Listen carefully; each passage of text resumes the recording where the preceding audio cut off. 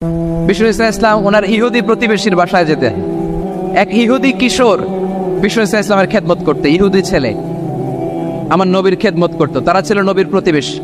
তো অনেকদিন হয় ইহুদি ছেলেটা আসে না। বিষ্ণুনবী খোঁজ দিলেন ঘটনা কি, একটা ইহুদি ছেলে না আমার খেদমতে আসতো, ছেলেটা কই? খোঁজ নিয়ে জানলেন ছেলেটা অসুস্থ। বিষ্ণু ইসলাম ওই ইহুদির বাড়িতে চলে গেলেন ওই ছেলেটাকে দেখা করার জন্য, ভিজিট করার জন্য। সুবহানাল্লাহ পড়বেন না?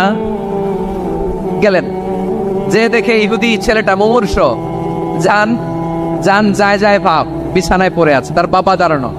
বিশ্বনবী তার মাথার পাশে বসলেন, মাথায় হাত বুলিয়ে দিলেন, আর ছেলেটাকে বললেন আসলিম, হে ইহুদি ছেলে আসলিম, ইসলাম ধর্ম গ্রহণ করো।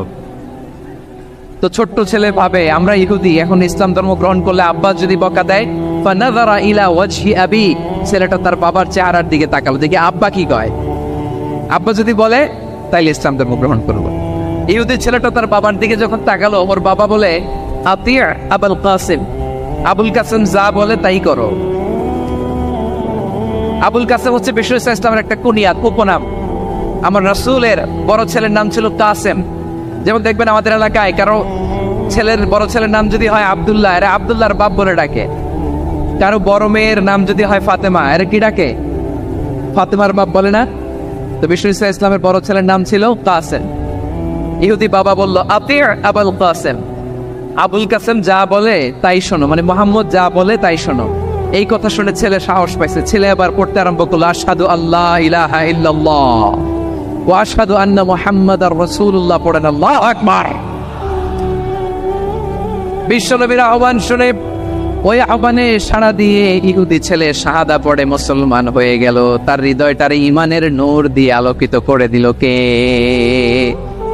প্রিয় ভাইরা, এবার রাসূল সাল্লাল্লাহু আলাইহি ওয়াসাল্লাম বের হয়ে আসলেন ঘর থেকে, আর বললেন আলহামদুলিল্লাহিল্লাযী আনকাযাহু মিনান নার, প্রশংসা সে আল্লাহর, যে আল্লাহ জাহান্নামে চলে যাচ্ছিল প্রায় এমন একটা লোককে মুহূর্তের মধ্যে কালেমায়ে শাহাদাতের বদৌলতে জান্নাতি বানায় দিলেন। আওয়াজ করে পড়েন সুবহানাল্লাহ।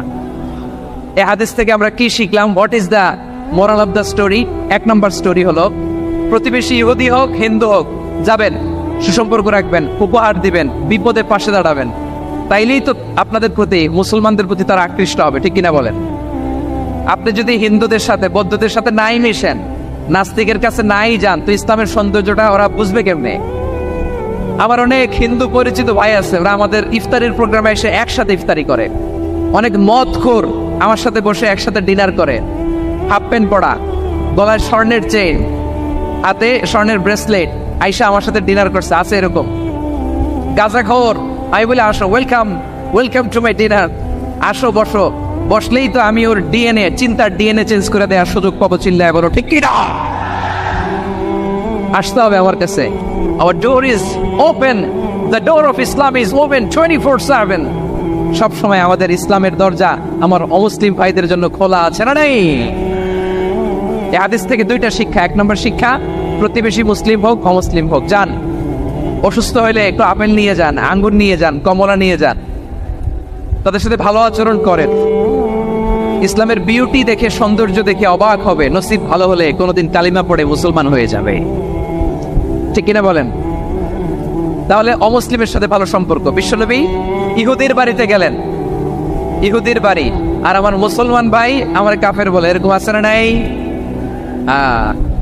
মুসলিমরা দেখতে পারে না, সহ্য করতে পারে। বিশ্বনবী সাল্লাল্লাহু আলাইহি ওয়াসাল্লাম ইহুদির বাড়িতে গেলেন, এটা একটা শিক্ষা। আরেকটা শিক্ষা হলো, ভাইয়েরা, ধাক্কা মারে এসে সামনে এসে কি লাভ? প্রোগ্রাম তো শেষ হচ্ছে, এখনই শেষ হচ্ছে। তো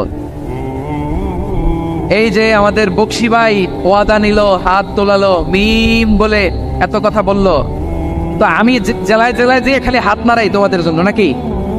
হ্যাঁ, হাত নাড়াই শুধু। এ ধাক্কাইতে এদিকে এসে